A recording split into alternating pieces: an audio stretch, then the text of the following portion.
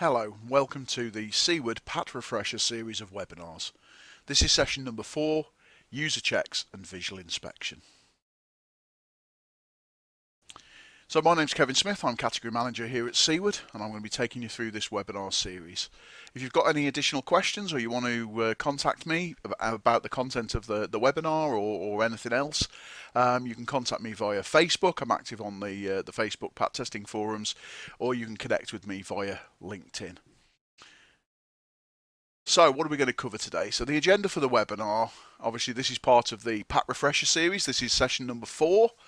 So we've already had 3 weeks before this, and we're sort of approaching the halfway point now. Session 4 is halfway through the 8-week session. And the aim of the Pat Refresher series is really to get people back into Pat testing, get people to have another look at Pat testing. Maybe you're just discovering the subject again, or you've done it a long time ago, or maybe you just need your skills, need a little bit of a freshen up. So that's why we've put this series together. And as I say, this is session 4, and we're going to look at user checks and visual inspections. So within that, we're going to look at the types of in-service inspection and testing.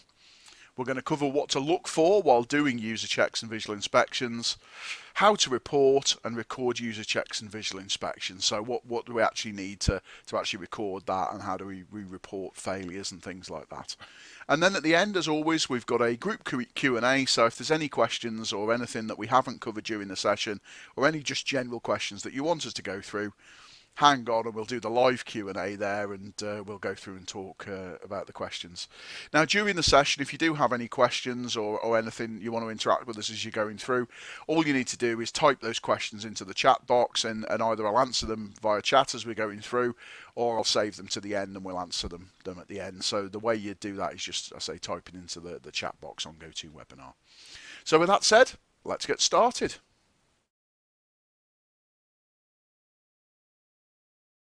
So we're going to start off by looking at the different types of in-service inspection and testing. So there are 3 types of in-service inspection and testing detailed in the IET Code of Practice: user checks, formal visual inspections, combined inspection and test. A well-designed Pat testing system will utilise all 3 of these different inspection and testing types. So user checks are a simple visual inspection carried out by the user of the equipment or another designated person. For example, a school teacher or a member of staff. So you can imagine in a school we can't expect the users, the children in the school, to actually carry out a user check. So that would normally be carried out by, say, a teacher or maybe a science technician or something like that, rather than actually expecting the users, the children, to do those inspections. Same in areas where you've got equipment that's used by the public. So maybe a supermarket or a hotel.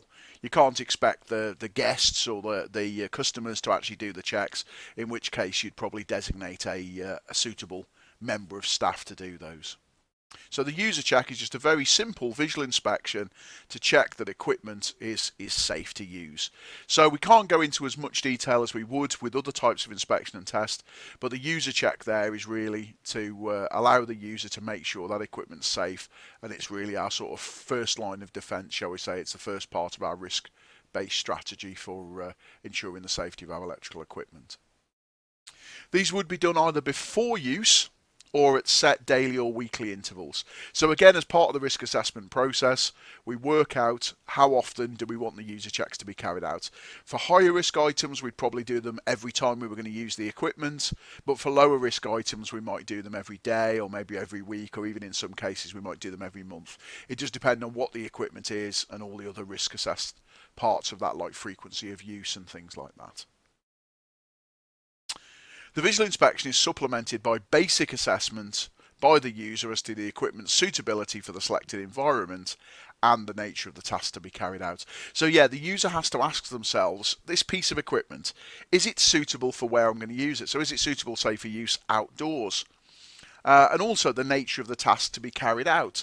So if we've actually got a piece of, DIY equipment that's quite light use, and then we're going to take that onto a building site or an industrial environment to use it all day, every day, potentially that's not suitable for the job. It's going to wear out, it's going to get damaged.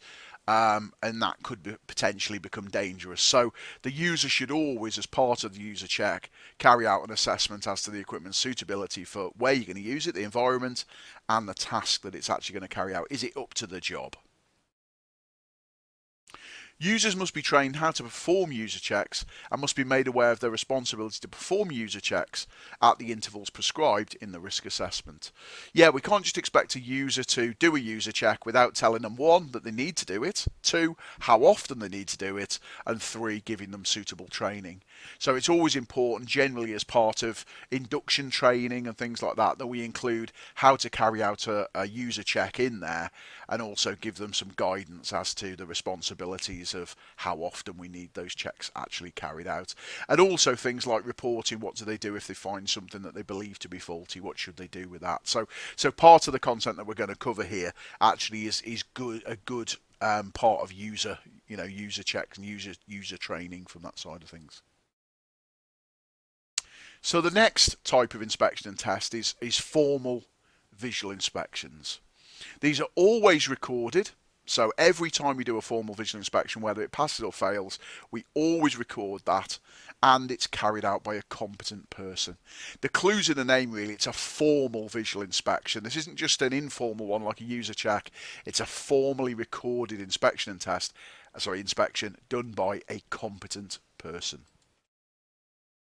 They're very similar to the user check, but will involve more detailed inspection in some areas. For example, removing the plug top where possible to inspect the internal components and connections. Obviously, we wouldn't expect the user to remove a plug top, but a competent person, we would expect them to go to that level and actually be able to carry out that more detailed, more thorough inspection of the equipment. Formal visual inspections are normally performed at longer intervals than user checks, often with several months between one formal visual inspection and the next. Yeah, so where we might carry out a user check, say daily, weekly, or something like that, formal visual inspections maybe 6 monthly or something along those lines. So where we've actually, because it's a more detailed inspection, and the most important part is, and we know the user is already checking it on a weekly basis, say, we can then allow, because we know the user checks are happening, we can then allow longer between the formal inspection and test. So the final type of inspection and test is the combined inspection and testing. Combined inspection and testing is the type of testing most people would identify with PAT.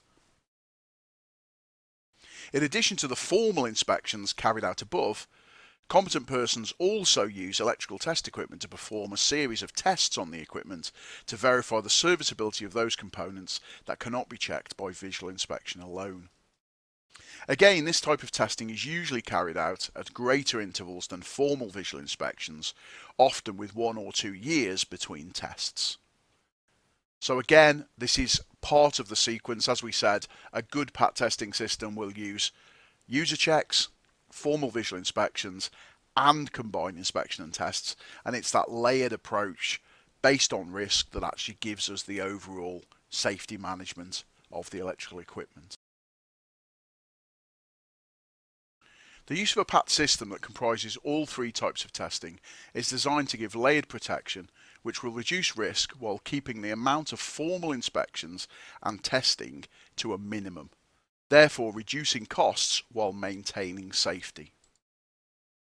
Now here's a theoretical diagram of what we're trying to achieve really, and it just gives you an idea. And there's a question now. It's almost a rhetorical question, but where are most of the faults found, or where should most of the faults found?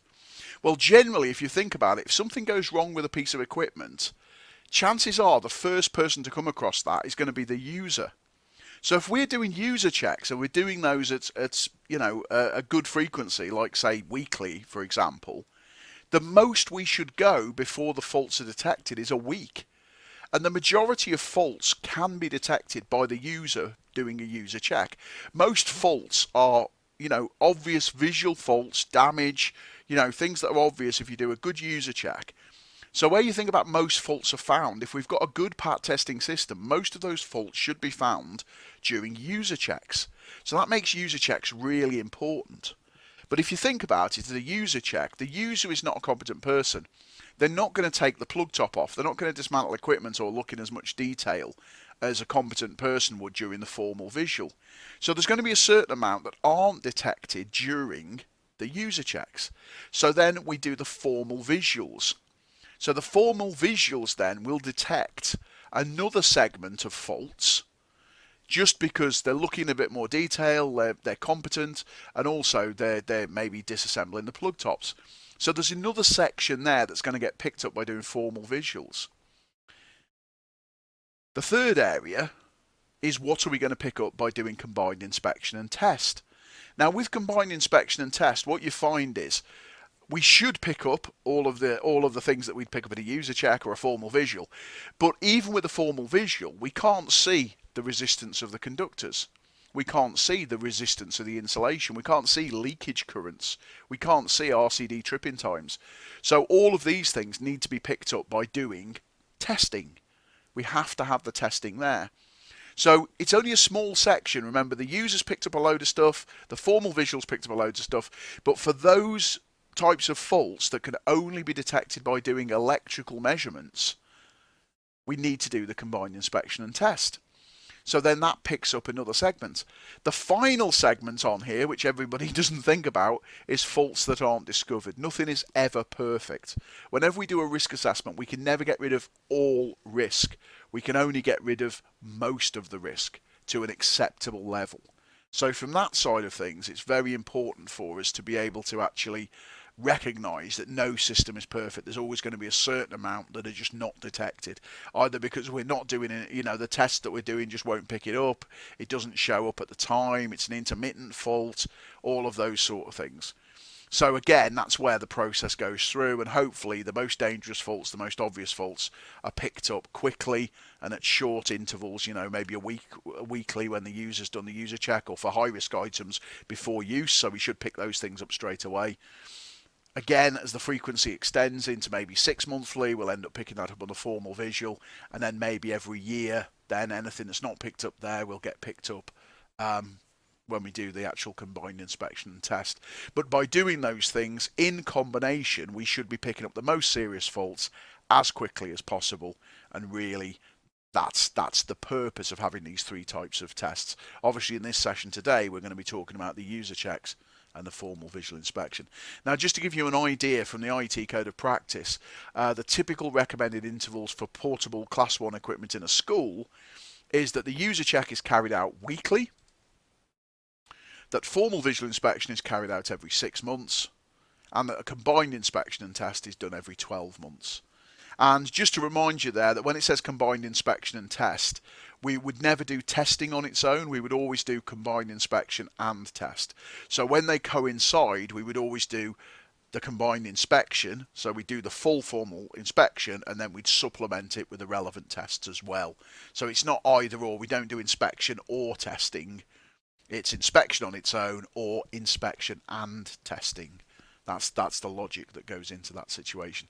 So you can see that's an example there from the IT Code of Practice really of how this process fits together and how they advocate this layered approach to providing in-service inspection and testing. So it's not just, PAT covers all of in-service inspection and testing. It's not necessarily just the testing bit. An in-service inspection and testing regime includes user checks, formal visual inspections, and combined inspection and test.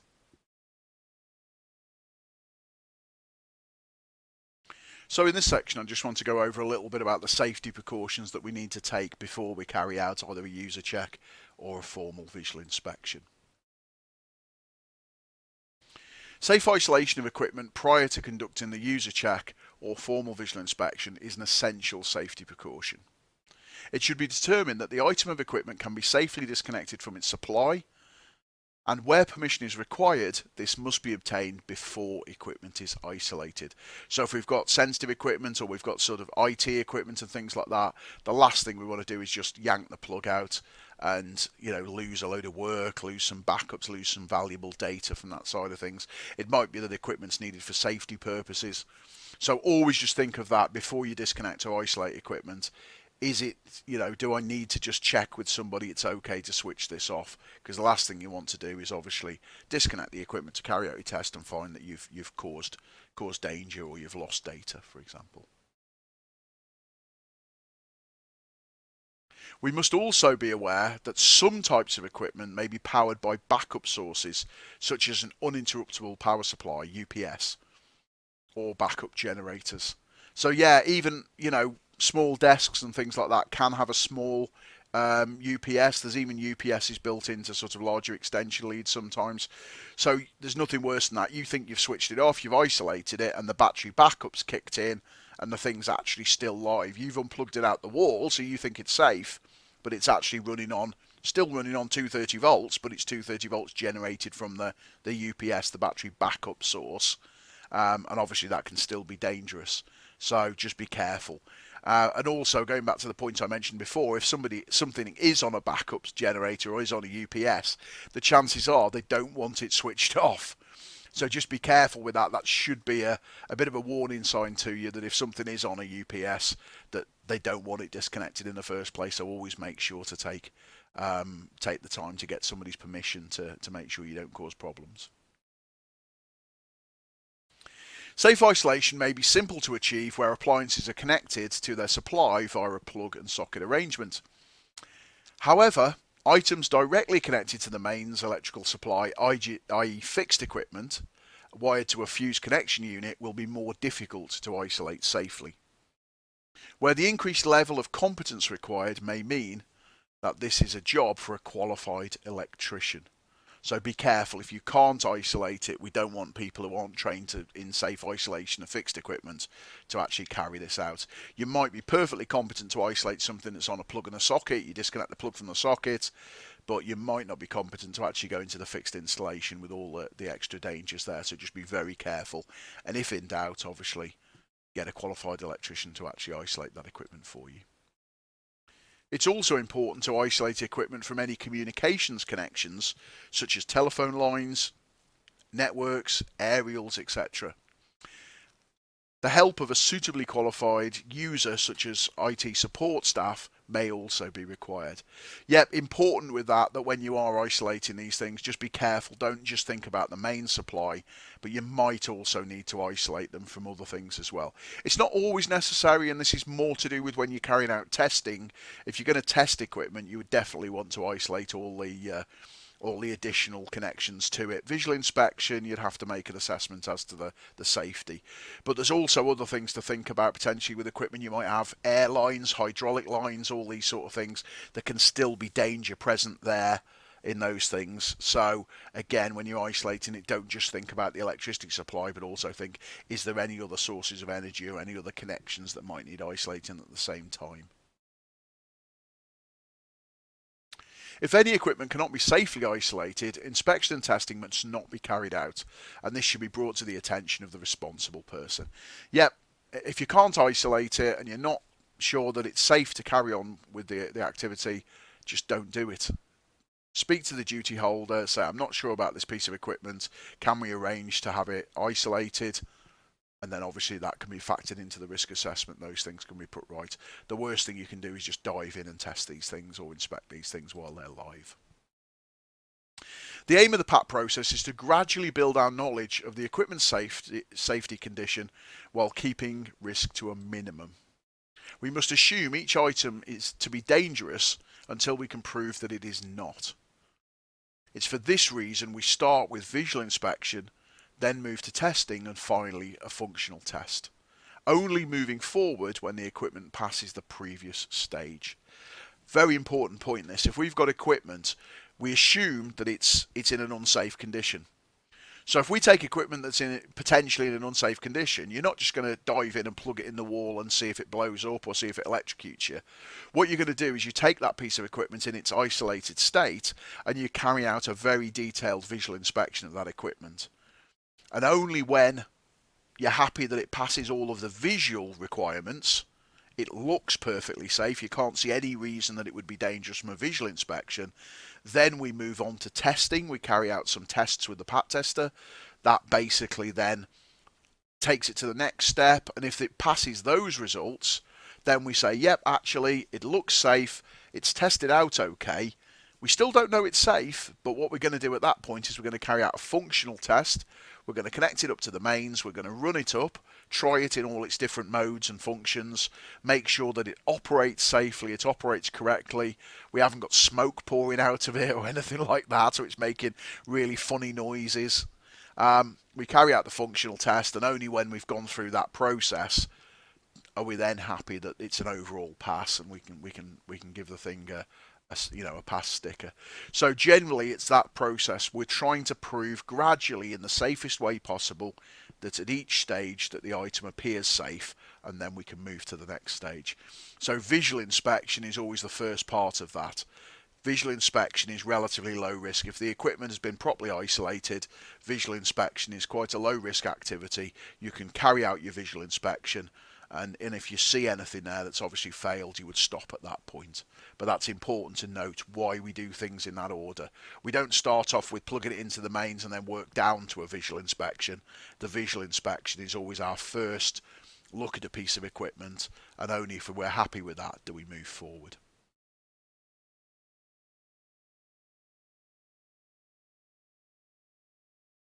So now we're going to start looking a bit more detail at user checks. User checks are an important safety precaution. Many faults can be determined by a visual inspection, and the user is the person most familiar with the equipment and may be in the best position to know if it's in a safe condition and working properly. No record is made of a user check unless some aspect of the equipment is reported to be unsatisfactory. So there's no point keeping a record of these things. I checked the kettle on Monday, it was fine. I checked it on Tuesday, it was fine. I checked it on Wednesday, it was fine. What we're doing is we're doing the checks when we need to, but obviously we only record it if there's anything to record. If the item is unsatisfactory from that side of things, there's no point keeping reams and reams of paper of every time we did a user check on these items. It doesn't really add to anything for anybody. We just need to know when it doesn't pass. We assume everything should be in good condition, but we need to know when it isn't. The user check should proceed as follows. Consider whether he or she, the user, is aware of any fault with the equipment and whether it works properly. Disconnect the equipment, if appropriate, by switching off and unplugging the item of equipment. So we talked about the precautions of safe isolation, so safely isolate that equipment. Last thing we want is anybody doing a user check, so they're running their hands over the flex, they're yanking on the plug, they're all those sort of things while it's still live and potentially dangerous. So always disconnect the equipment, make sure that it's unplugged and that it's safely isolated before we proceed. The user must consider if the equipment is suitable for the environment and the job for which it's to be used. Items that are not suitable should be replaced with suitable equipment. So again, an important part at that point, we mentioned it earlier, but at that point, so we've considered whether there's anything wrong with the equipment, we've disconnected it, and then we think, right, is it suitable for what I want to use it for? Is it okay for the environment? Is it actually suitable for the job that I want to carry out? So, actions to be taken on faults or damage. So faulty equipment must be switched off and unplugged from the supply, so never leave faulty equipment connected to the supply. Labelled to identify that it must not be used, so you need to attach a fail label to that, a user check fail label. Reported to the responsible person. So again, we need a designated person that it's reported to who will take action on the failed user check. And the important part is then that it's also removed from service. We don't want anybody actually carrying on using that thing. Somebody on the next shift or another day comes along and uses the thing, and we were aware there was a fault with it, and then somebody else gets injured. So switched off and unplugged, labelled to identify it must not be used, reported to the responsible person, and then removed from service. So sometimes you'll have a designated area like a quarantine cupboard or an area where you actually take the thing once it's labelled up, or you take it to, you get a label from the cupboard, you label it and you put it in the cupboard and you notify the responsible person, and then everybody knows anything that's in that cupboard in that area is faulty equipment or potentially faulty equipment. If equipment is found to be damaged or faulty, an assessment should be made by the responsible person as to the suitability of the equipment. Important point this. Why is the equipment faulty? So if we've got a piece of equipment that's gone faulty, say I've got a drill that's suddenly become faulty. So what I do is I take the drill off you and I give you another drill. And then a week later you come back and say, oh, this one's faulty as well. What's the reason behind that? Well, if it's not suitable for its job, if it's not suitable for the purpose, potentially replacing it with another one exactly the same, you're going to get the same result. We haven't actually removed the risk. We haven't actually acted on that. All we've done is we've just propagated it again. We've continued the cycle. So it's always important that if any equipment is proved to be faulty, we ask why. Is it not suitable for the job? Is it not suitable for the environment? Has it not been used correctly? Is it just old? Was maintenance not carried out? All of these things we need to do, but we need to do that assessment. So any faulty equipment, we don't just replace it with a new one and say, here you go, have a new one. We need to think, why was that faulty? What happened? Was it just, we've had it for 40 years, or was there actually a reason why that thing went faulty? Can we do anything to stop that happening again? Very important in any risk-based process, the feedback, so that we actually feed back into the process to improve the overall safety. So now let's have a look at the items that we actually need to inspect during the user check. So we're going to start off with the plug. Now, obviously, one thing with the user check with the plug, the user isn't expected to dismantle the plug. So, if it's a plug that's got a removable top, we're not expecting the user to get their screwdriver out and take this apart. So this checklist is very much items that they can do without dismantling the plug. So obviously one of the first things you're going to do is actually isolate the equipment. So we'd remove the plug from the plug and socket. So before we remove the plug from the socket, or while we're removing the plug from the socket, it's a good idea just to check that the plug is actually a good solid fit in there. It's not loose. And also that it can be removed easily from the socket. Again, any signs that it can't be removed easily might be the fact that it's melted, or there's damage there, or the pins are bent and that sort of thing. And obviously if it's loose in the socket, again, that could indicate that there's something not quite right. Maybe the pins are undersized or that side of things. So is the plug itself free from cracks and damage? So have a good look over the plug and make sure that from the outside there's no signs of any cracks or damage. There's nothing there that looks untoward or anything that's unusual. Is it free from any signs of overheating? So we talked about melting, burning. Is there a burning smell to it? Is there any black spots? Have a look at the pins. Is there any hot spots on the pins? Can you see any areas where there's been arcing or burning, or little chunks missing where the thing's been arcing? Sometimes you can actually get that on the pins where they've been connected and disconnected while alive. Sometimes you can get arcing on there, creates a little high spot or a hot spot on the actual pins themselves. So have a good look over it. Is there any signs of overheating? The flexible cable, is it secure in its anchorage? So the flexible cable should go all the way in, or the sheath of the flexible cable should go all the way into the plug. You shouldn't be able to see any of the coloured insulation. And the way we check that the cable's secure in its anchorage is we just give a little tug, hold the plug securely, little tug on the cable, not too hard, otherwise you will yank it out or you cause damage. Little tug just to make sure that it's firmly held, and also give it a bit of a twist as well, just to make sure that it isn't moving. If we do see any movement in there, then obviously that's a sign that the cable could not be fixed into the plug anchorage properly, or with moulded plugs it could be that the moulding's failed, and obviously in that case there's a chance then that the plug head could actually come off, or we could get exposed conductors and things like that. So again, check that the cable is nice and secure. Check the pins, have a look down the pins, have a look at the pins from different angles, and just make sure that the pins aren't bent, that they are nice and straight, that they're parallel to the plug. That they're at 90 degrees to the plug, and that they're parallel to each other, and that all of the pins look to be the sort of right size and the right proportions. Again, often counterfeit equipment, that's one of the signs where you'll actually see the pins are undersized, or they're slightly different or differently proportioned.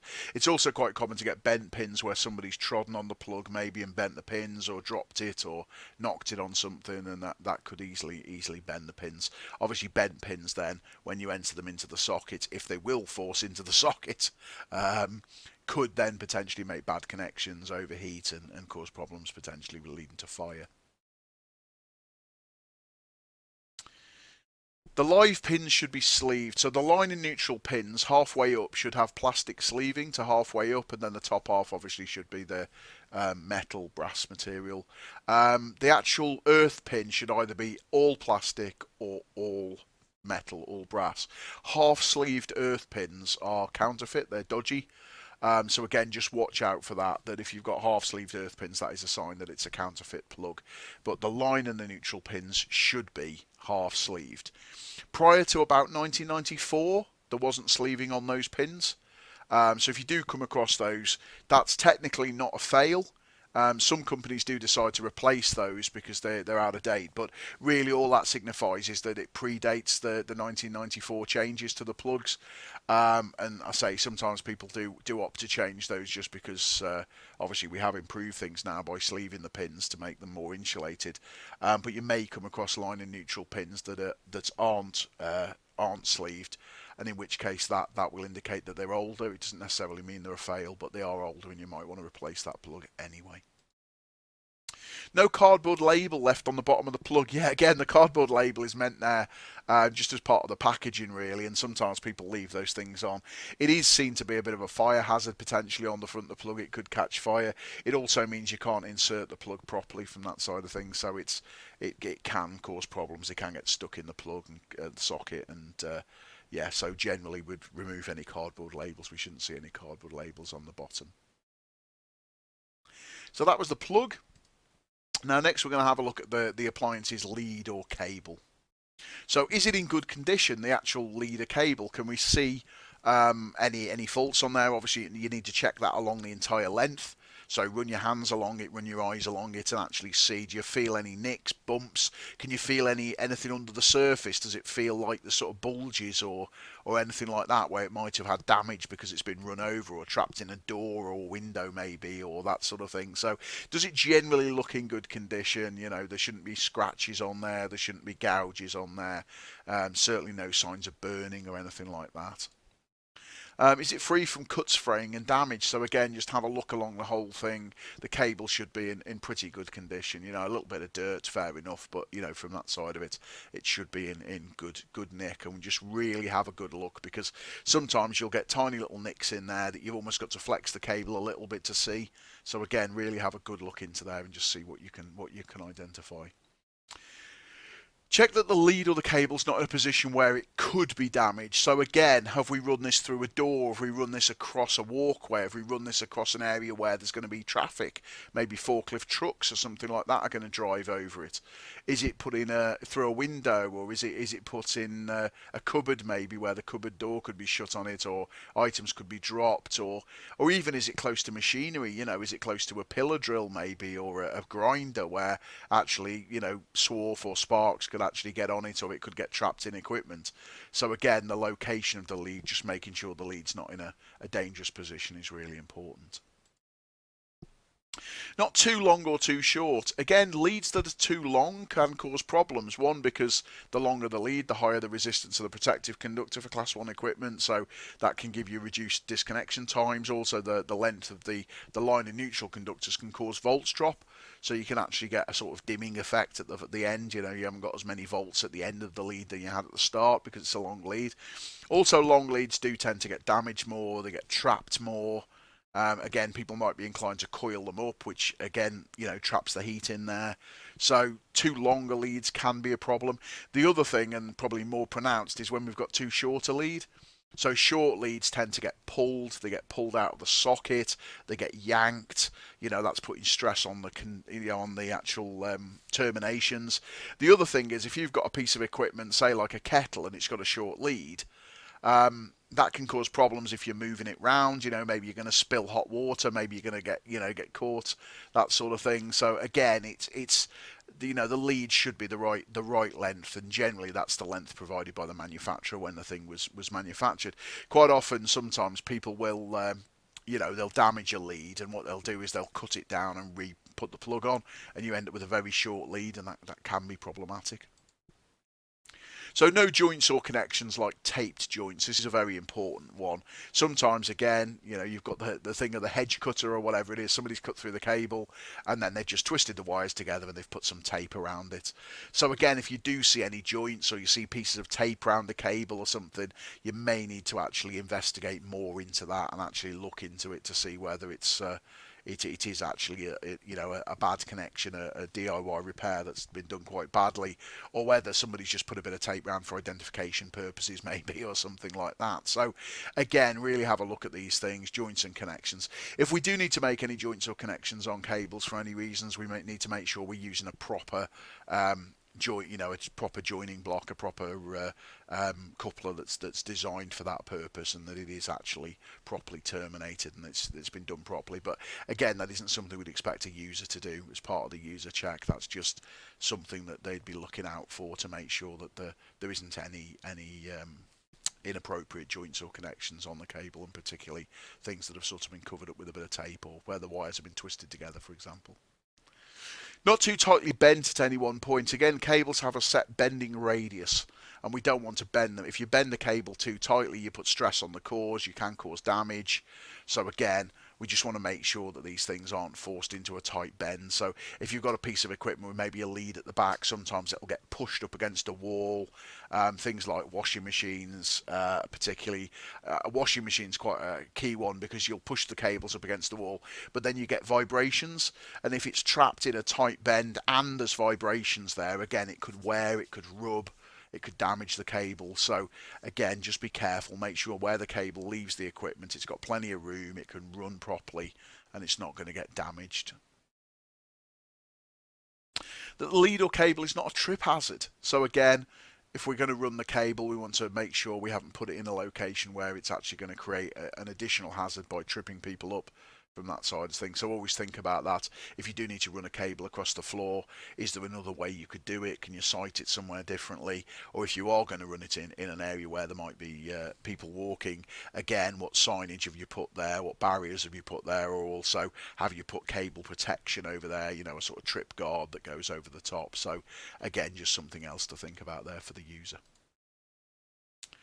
And it is important to expect leads along their entire length. So even if you've got a very long extension lead, we would need to unreel that and literally go all the way from where it joins the plug all the way to the reel, and check every little bit of that. We can't just check a meter that's sticking out of the end and say, yeah, it's fine. We do need to take it out and check it along its entire length. Chances are the places that it's going to fail are the bit where it joins the reel or the bit where it joins the plug. So generally they're the bits where we've got to try and really get in and have a good look at those. But of course there could be damage at any point along or at multiple points. So it is important that we do check along the entire length.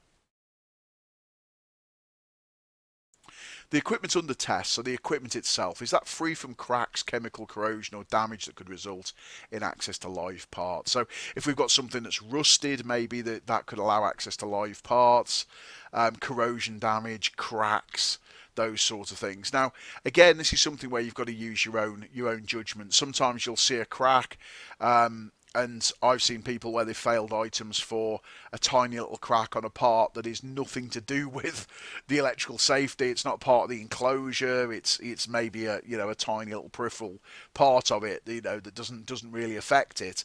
Maybe a little carrying handle or something's got a tiny little crack on it, and it doesn't really affect the overall electrical safety of it. But also I've seen people pass items that have got a big huge crack in the back where you can literally see live parts and you could poke your finger in. So again, remember, this isn't a test for equipment that's brand new off the end of the production line. This is equipment that's in service. So we do need to make our own judgment on that. And also, if you're seeing things like corrosion damage, that could indicate that there's presence of water. Maybe there's been a lot of condensation. So it's a bit of a detective job, and we're trying to look at these things, and maybe, if you see sort of watermarks and things like that, it could be that it's actually telling you that this thing has got damp, it has had water ingress. So those are all telltale signs that maybe you need to look a bit closer. Equipment has protective covers in place and doors closed, yes. Again, any equipment, PCs are a normal one for this, where somebody will use a PC with a side hanging off, access to the internal components, things like that, that's not really meant to be done that way round. So again, any equipment that's got protective covers and things like that, they need to be there. They need to be there in place while we're using it. And if there is any doors, sometimes you'll have doors that have got a lock on, or doors that need to be opened with a screw or a key. Again, those need to be in place while it's being used. They're there for safety. They're there to actually protect the internal components, not necessarily to protect from electric shock, but it might be there to protect from ingress of dust and all of those things in there. So it may be to protect the equipment, but then obviously if we're removing that protection, then there's a potential down the line that obviously danger or could occur. So is the item of equipment able to be used safely? Now we might need to refer to the manufacturer's instructions for this, but is it actually able to be used safely? So is it properly secured?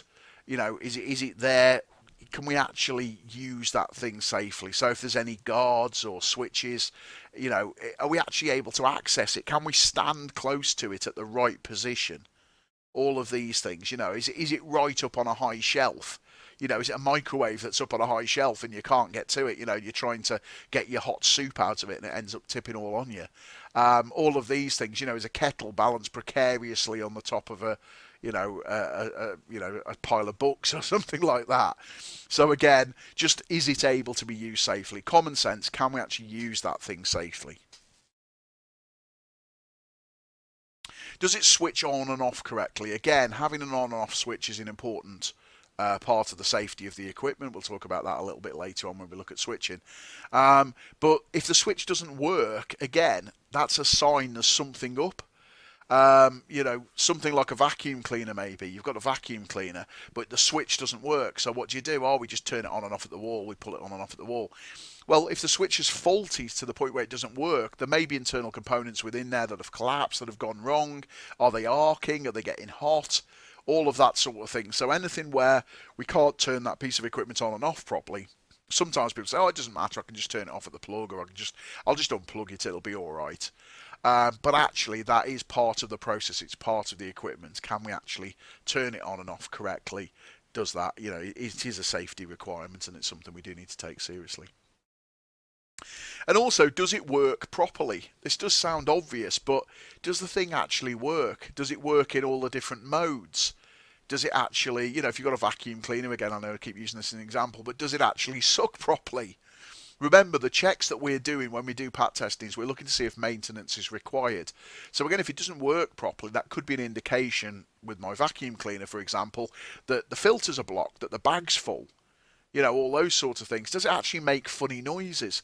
Does it make a whining noise that might indicate the bearings are faulty, or that something's maybe got, the motor's got contaminated with dust and particles and it's got caught in there and it's actually rubbing and potentially could create heat, And again, with equipment, if we've got equipment, does it work in all the modes? Sometimes people say, "Oh, well, that bit doesn't work, but this bit's all right." Well, again, why doesn't that bit work? Is there internal damage? Has it been dropped? Has there something gone wrong with it?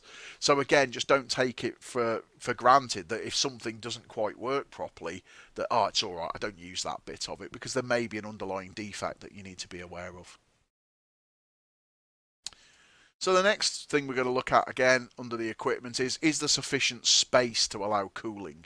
Again, a lot of equipment may have vents or fans and things like that that allow cooling.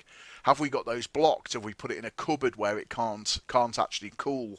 Have we propped it up against the back of a wall or something like that? Or we put it right next to another piece of equipment? Have we put it next to a radiator or a heater where the thing's going to overheat? So again, the cooling requirements for equipment is important for us to consider. No signs of overheating are not likely to overheat, so we can't see any signs of overheating like melting, burning smells, black marks, all those sort of things. And that it's not likely to overheat. So if we've covered it with combustible material, so we've piled up a load of papers on top of a heater maybe, or we've placed it where it could overheat surrounding material, so we've placed maybe a heater close to a desk or underneath a desk where it's going to actually burn the underside and potentially, set fire to the underside of the desk or something like that, or a drawer or those sort of things. Correct size and rating for lamps. Yeah, this is a key one. You'll see this quite often. Maybe not so much nowadays with low energy bulbs and with LED bulbs, but certainly lamps will be marked with the type of bulb that should be used and also the rating of it. And it's quite common sometimes that you might see a lamp that's designed for a 40 watt candle style bulb, a long thin 40 watt bulb. And if somebody's put a 100-watt round light bulb in there, the clearance between the light bulb and the shade or the light fitting isn't there, so the heat is a lot more intense. And also the rating of it, if it's designed for a maximum of a 40-watt bulb and we've put a 100-watt bulb in there, again, that's a lot more energy, that's a lot more heat. And you do see this, there's actually a picture in the IT Code of Practice, it's quite common, where actually lampshades have actually melted and burned because people have put the wrong bulbs in there and it's overheated. So again, if you're looking at things like that, just check, have we got the right rating and size of lamps fitted? And cups and plants not located where their contents could spill into equipment. So we put a cup of tea down on top of the computer. Could that tip over and go inside the computer? Again, we've put a plant on a shelf above the photocopier. Somebody comes to water the plant, and where does all the water overspill go? Down onto the photocopier. So again, just thinking a little bit about the situation of equipment and where it's situated, particularly if we're going to be using liquids around it to try and avoid that sort of liquid damage. No improper use of extension leads or multi-way adapters. So again, generally we've talked about before that extension leads are meant for temporary use. They're not really meant for permanent use. Same with multi-way adapters. So again, if we've got a multi-way adapter, we've connected an extension lead into it, we've connected another extension lead into that, we've put about 6 plugs in each one. Again, that's not good practice, and that's something that the user should be checking when they're actually looking at equipment. Where am I going to plug it in? Have we got those things? And if they do find that, then again, that needs to be brought to the attention of the duty holder or responsible person. Socket outlet to be used. This is something that often gets overlooked during user checks, but we are going to plug this in. So the socket outlet we're going to plug it into is as important to the safety as the equipment itself. So is the socket we're plugging it into, is that free from cracks or damage? There's no signs of burning or overheating with the socket, so the socket face, it's not yellowed, it's not brown. Around the pins we can't see any sort of blackening around the individual pins. The shutter mechanism is in working condition. Now the shutter mechanism, this is true of extension leads and also of socket outlets. The shutter mechanism is the little shutters that come down over the line and neutral terminals. And when you place the earth pin in, it lifts the shutters, and that exposes the line and neutral just as you're inserting the plug. And then when you remove the plug, again, the shutters close down and stop anybody poking anything into the line and neutral pins. Is that mechanism there? Is it working? Is it actually, is it sticking? Is it getting in the way? Is it not coming back down again when you pull the plug out? So again, visual inspection, just have a look there. Don't get poking anything in to try it, but just have a look and see, can I see the shutters there? And, when you put the plug in, obviously they must be rising out the way, and it should work. If you pull it out, they should shut the holes again. So important thing that sometimes gets overlooked. Not loose. Now this is saying the socket outlet itself is not loose on the wall, so it's actually firmly fixed to the wall. It's not wobbly. It's actually fully attached. It's not just hanging loose on wires or anything like that. The switch on the socket outlet, if there is one, works correctly. So the next bit we're going to look at is RCD adapters and RCD extension leads. Again, these are something we might see more and more in the workplace, and the user needs to be able to check these. So in addition to the items we do for the plug and socket outlets and things for extension leads, we need to check that the rated operating current is not exceeding 30 milliamps. So again, we need to make sure that's marked on there. So if it's there for additional protection against electric shock, it should be 30 milliamps or less. There's no signs of any physical damage. As I say, use the items from the plug checklist and the socket checklist, and obviously the extension lead list to go through and just carry out the normal physical checks. Check functional operation by plugging it in, switching it on or pressing the reset button, and then pressing the test button. The test button's usually marked with a T, and what should happen when you press the test button, obviously the RCD should trip. You can then reset it, press trip, and it should trip. That's just a physical check to make sure that the mechanism within the RCD adapter or the RCD extension lead is actually functioning. So that was the user checks. Now we're actually going to go on to look at formal visual inspection. So a formal visual inspection is only performed by a competent person, and it's like a detective exercise where we look for clues to indicate the condition of the equipment. The aim of the process is to follow the same mental checklist for each item, ticking off items as they pass and not just trying to look for items that fail. Very important this. You'll probably be, when you're doing pat testing, you could be checking up to hundreds of items a day, and most of them, a vast majority of them, will be absolutely fine. And it's quite easy to get into that mindset where just look at it, yeah, it looks fine, away we go. But what you need to do is develop that mental checklist. Look at the things we've looked at. Start with the plug. Is the plug okay? The body okay? Is the pins okay? Is the anchorage all right? And you're ticking those things off. And only by doing that will you make sure that you're actually applying the same standards to the first one that you do in the day and the last one you do in the day, and that you'll also pick up those faults where they are. If we just start having a cursory look at things, looking for what's wrong, we certainly, especially when you're new to it, when you're more experienced, you're probably doing this mental checklist sort of quite quickly as you go through. But certainly when you're new to it, you almost need to physically go through that mantra each time, go through that mental checklist, and look for the items that pass, not trying to quickly go in and look for things that fail, because that's how we miss things. So formal visual inspections must be recorded. We said whether it's a pass or a fail or whatever, the term formal visual inspection means that it's recorded. And there is actually a template form in the IET Code of Practice for combined inspection and test, but it can also be used just for the formal visual inspection. You obviously just do the inspection bits, you don't include the testing part of that. But again, whatever form you decide to actually record the formal visual inspection, it doesn't really matter.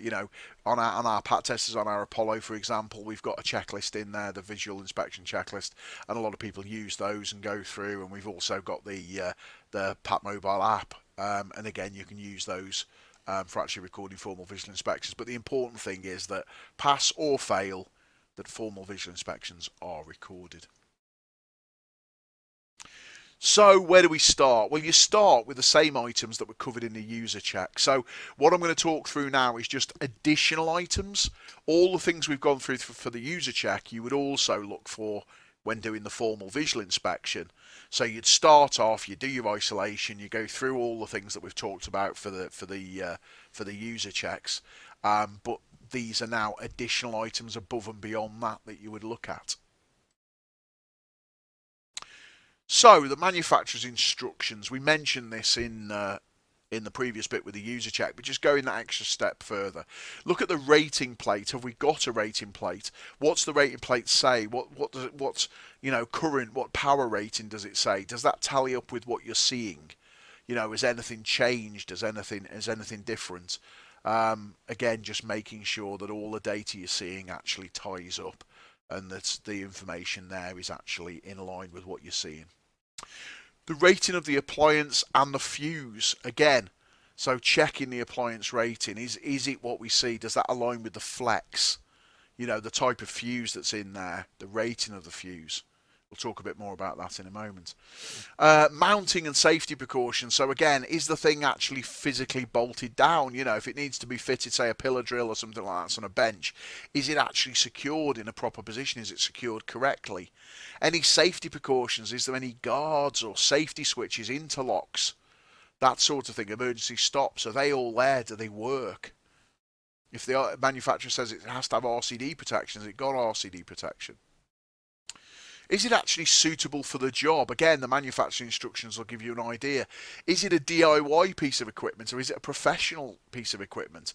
Again, most manufacturers will have a professional range and they'll have a DIY range. The DIY range is for that. It's for DIY. It's for the occasional job on a weekend. The professional range is for a tradesperson to be using all day, every day. So again, we need to think about, have we got the right thing for the job? Another typical example, something like maximum drill sizes. On the side of most drills, it will tell you the maximum drill size that you're allowed to use in that for drilling through steel, for drilling through concrete. Again, have a look at that. Does that align with what they're using? If somebody's got a DIY drill and it says no more than a 10mm drill bit for drilling into concrete, and then you see in the box next to it a huge, great core drill, a 100mm core drill for drilling sort of holes through walls for pipes or something, no surprise, that's going to overheat. That drill's going to overheat. It's probably not suitable for that job. It's going to burn out. It's going to go wrong. So again, just having a look, is this piece of equipment being used in line with the manufacturer's instructions? Reeled and unreeled ratings. So extension leads. If you've got a cable reel type extension lead, marked on the side of it will be its rating for when it's reeled up and when it's unreeled. Because when it's reeled up, the cable can't breathe, so we can't put as much current through it without it overheating. So again, is it being used within its reeled or unreeled ratings? Switching of equipment, this is an important one to think about. We talked briefly about switching, but there are different types of switching that we need to look at. So functional switching. Functional switching is, can we turn it on and off to make it work? That's effectively the on-off switch. Emergency switching, could we turn that piece of equipment off quickly if it all went wrong? So this needs to be readily accessible, it needs to be suitable for switching the equipment off under load. So again, with every piece of equipment there should be means of emergency switching. How do we turn it off? Now these aren't necessarily separate switches. The functional switch could be the emergency switch and vice versa. And again, it's just making sure we've got that provision. Can it be isolated? Again, any piece of equipment we should have means of isolation. Again, it might be the same device we've used for functional switching and emergency switching, or it could be a separate isolator. But can we actually isolate that piece of equipment? Particularly if we've got fixed equipment and things like that. How would we isolate it if we want to carry out maintenance? How would we isolate it if we want to carry out cleaning on that piece of equipment? So again, isolation. So think about, for any piece of equipment, have we got means of functional switching, emergency switching and isolation? And all of those should be accessible. Now that means accessible to the user under normal conditions. So if we're using the plug and socket as isolation, can we get to it? If we're using the plug and socket for emergency switching, can we get to it? If it's behind a fridge and we've got to actually pull that fridge out when it's on fire or it's electrocuting somebody, we've got to pull that fridge out to get round the back to switch it off, that's not acceptable. So generally you'll see in most places now where we've got inaccessible sockets, there should be a fuse connection unit or something like that on the wall and a separate switch that actually enables us to switch that off. And you'll see that in most kitchens nowadays. If you've got a washing machine, say under the worktop, above the worktop will be a little switch there to be able to turn it on and off. Same with cooker switches, shower pull cords, all those sort of things are there to meet those requirements. But it's surprising how often in work environments you will get, effectively a photocopier plugged in and then the photocopy is pushed in front of the plug. So if somebody was holding on to it, having electric shock, or the thing was on fire, how would you actually isolate that quickly? Projectors, we have ceiling mounted projectors, but there's no accessible switch to actually isolate or turn those things off if they started smoking or smouldering or catching fire.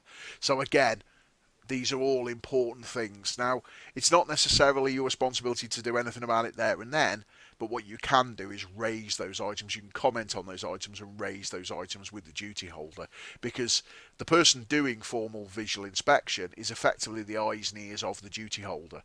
They've been delegated that responsibility by the duty holder to act as their eyes and ears, to get out there and look at all this stuff and bring this information back to them so they can assess the risk and they can put the control measures in place accordingly.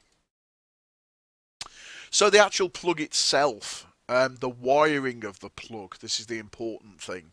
Again, the difference between a user check and the actual formal inspection and testing is that, formal visual inspection, is that we're actually going to take the plug top off. We're actually going to have a look inside the plug top. So again, familiarise yourself with the plug top, familiarise yourself with the layout, and familiarise yourself with where the wires go, how they should be correctly terminated, and all those sort of things. So again, there are a lot of different types of plugs and different terminations. So again, it's important that you do familiarise yourselves with those as part of your training and experience. And obviously, this is only for somebody who's competent to do so. And part of your competency is the training and the experience to do this. So if you don't feel confident or competent to do this, then don't do it, because at the end of the day, this could give rise to danger if you get it wrong. So are the terminations correct? Have we got the right wires going to the right terminals? The line, the neutral and the earth, are they correctly terminated? Do they go to the right things? You'd be surprised how often people get one of the wires the wrong way round or things like that. And it could have been there for ages and nobody's really noticed, but it's obviously a very serious defect. Tight connections. So generally what we would do is, after we've looked at it, make sure everything looks to be terminated correctly, we would then check the tightness of those connections. So we get a little screwdriver and we would check that those connections are actually tight. We wouldn't over tighten them. It is possible, because they're so small, to over tighten them, maybe shear the heads off and all that sort of thing. You're not looking to really get in there and really twist those things till they break. But we do need to make sure that the cables are properly trapped under the terminals and they're actually making a good, nice, low resistance connection there. So we've got good connections and we're not going to get overheating. If we've got poor connections, you get overheating, and then eventually you get arcing, melting, and that's when we start getting problems. So just making sure they're good connections. General rule of thumb, if you're looking at this, is to use a screwdriver which is the same width as the terminations. So if you're trying to use a big wide screwdriver on these, you're probably going to over tighten it, whereas if you're using a tiny little watchmaker screwdriver, again, you're probably going to under tighten it. So a nice screwdriver that fits the screw head perfectly generally will give you that correct tightness. So the cable is gripped correctly. So the first thing you should notice in here is that actually that the sheath extends under the cable grip and into the inside of the plug. We've got none of the coloured insulation visible outside. In this case, on this plug, we've got strain relief. So we've got that little rubber grommet there providing strain relief. Again, make sure that that's there in case that's missing. And we've also got the cable grip. So we need to make sure that the cable grip traps the cable without overly stressing it and squashing it. So it's there. And again, we talked about earlier under the user check about just giving it a little tug and a twist to make sure that it's there and it's trapped it correctly. Now the fuse rating. The fuse rating in the current Code of Practice under the 4th edition is the rough rule of thumb for a rewirable plug top, that's one that's not moulded on, is that any appliances up to, so less than or equal to 700 watts, would be fitted with a 3 amp fuse, and any items that are greater than 700 watts would be fitted with a 13 amp fuse. Now that is a very rough rule of thumb, and generally what we would say is that you should fit whatever the manufacturer intended to be fitted originally. So if you look back to previous test records or on the rating of the equipment or in the user manual, generally you'll be able to determine what the original fuse was that's fitted. It is common sometimes with more higher powered, say if you've got a 650 watt, say, drill, by that logic, it should be a 3 amp fuse, but what you find is when you actually first start up that equipment, there is some quite high inrush currents and surge currents to start with. So generally, the manufacturer will usually fit a 13 in those. And sometimes that catches people out and you say, oh, it's got the wrong fuse in here. But it's because a 3 amp fuse, given the surges, would not be sufficient. So that in that case, the manufacturer selected a 13 amp fuse maybe. So always look at what the original equipment was fitted and always make sure that we're following that logic.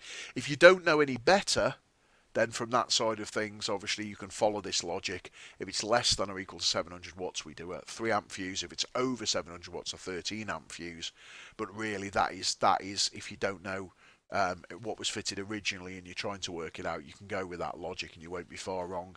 But what we really want to do is fit what was intended by the manufacturer in the first place. So another thing to check is the fuse type, and I've put some little diagrams on here. But the fuse itself, I mean, there is a lot of problems we do get with counterfeit plugs and with counterfeit fuses. So obviously we want to make sure as far as we can that the fuse is a genuine item. It should be to BS1362, and generally you'll see that number fitted on there. BS1362 will normally be printed on there somewhere. You'll also potentially see the British Standard kite mark on there, and usually you'll get the ASTA, the ASTA mark on there as well to say it's been approved for safety. Again, anybody who's set up well enough to counterfeit fuses generally could also counterfeit these marks. So seeing these marks is not a guarantee that the items actually do comply, that they are genuine. But obviously if you get an item that hasn't got these marks on, then that should be setting alarm bells off that these might be counterfeit. It's always worth having a good supply of good quality fuses, and if you're ever in doubt, obviously you can change those for one of your own, and you know that you've replaced that with one that's definitely approved from that side of things. But always be careful, because there are substandard fuses and they just don't operate correctly, or sometimes they operate without any reason really. The things will just go and that's it, and then that obviously encourages the user to try and repair it themselves, and it can be problematic. So again, good quality fuses with the right ratings on, always check those, and obviously check the fuse termination as well. When you remove the fuse, just make sure that the fuse fits in and that it's clamped properly and there's no discoloration and all those sort of things in there. So really have a good look inside the plug top, particularly on rewirables, because there is a lot of poor quality DIY. There's things that people do, and even silly things like replacing the fuse with a bolt, or you see this thing where tin foil in around the fuse, and those sort of things. So it is sort of within the industry, it is a bit of a joke. Somebody's put a bolt in or a screw or put tin foil around a fuse, but it does happen. I have seen those things in real life, and we've all seen pictures where people have found those. So it does happen. So again, just really pay attention inside the plug top, because that's one of the few areas where actually things are likely to go wrong on an appliance. This is just another item that I wanted to show you. This is a molded type plug as well. On the molded type plugs, obviously we still need to remove the fuse and check and actually look inside there to make sure that the fuse is correctly terminated. It's the right type, it's the right rating. But the rating of the fuse will be printed on the front of the plug. So we don't use the same logic as the sort of 700 watts, greater than less than 700 watts. Generally what you'll see is that printed on the front, and I don't know if you can see in the top right hand corner here on the picture that I've put up there, the moulded plug face, you can see there it says 3 amps over the top of 250 volts. So what that's saying is that plug's designed for a 3 amp fuse at up to 250 volts. So 3 amp fuse, what's written on it for a moulded plug should be in it. And that's the rule of thumb with a moulded plug. Just have a look what's on it, that should be in it.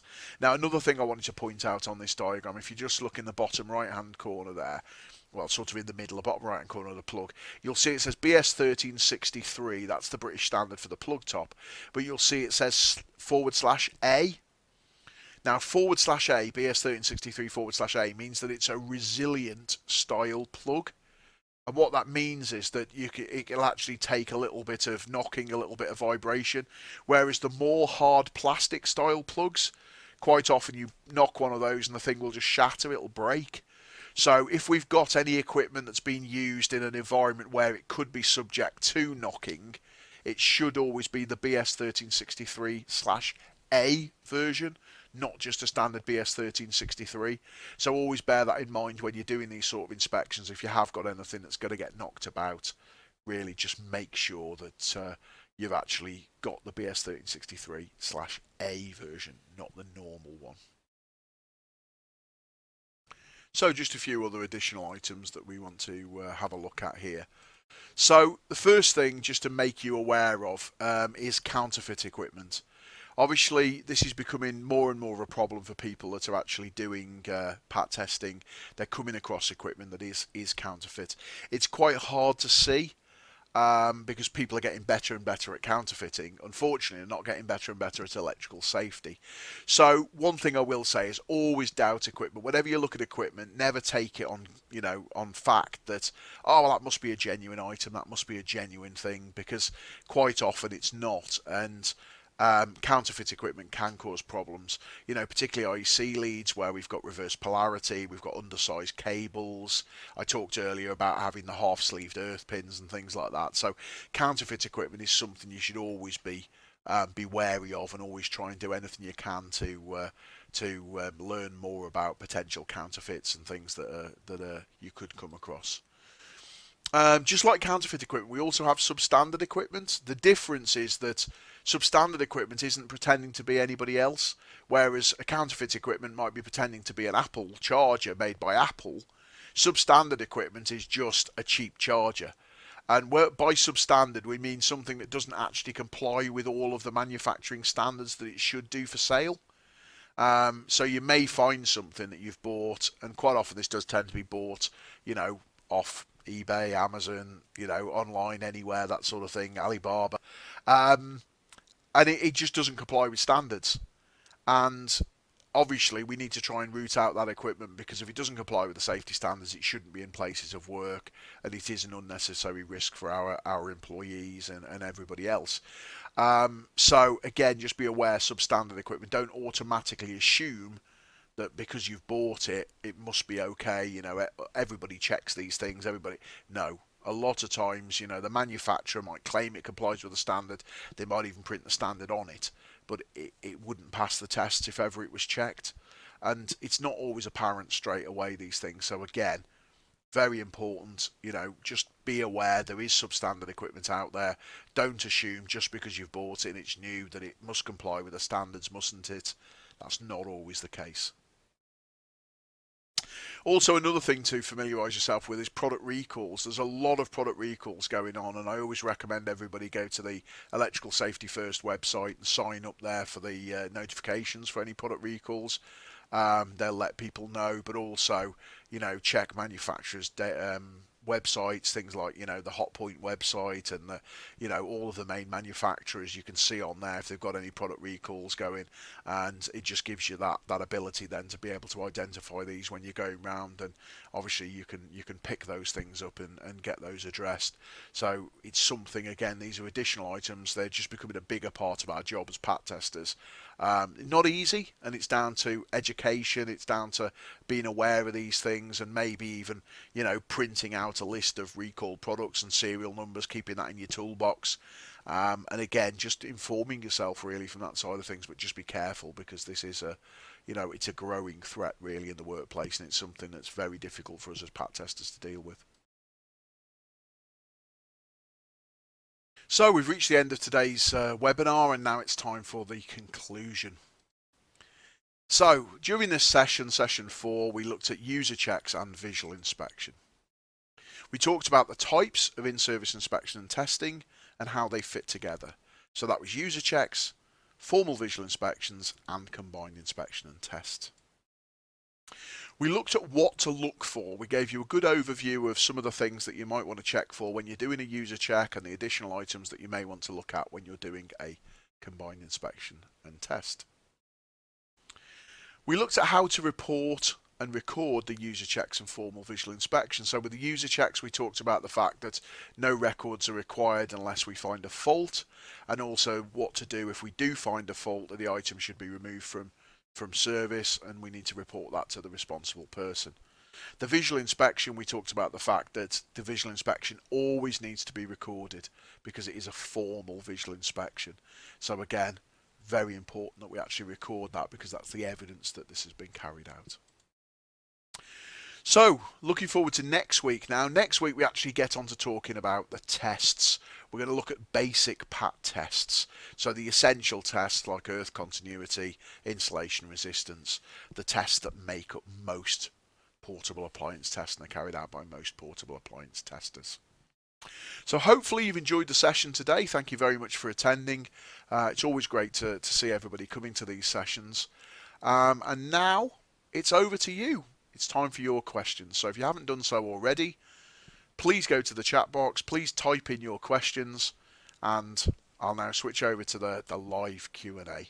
Thanks very much for your time.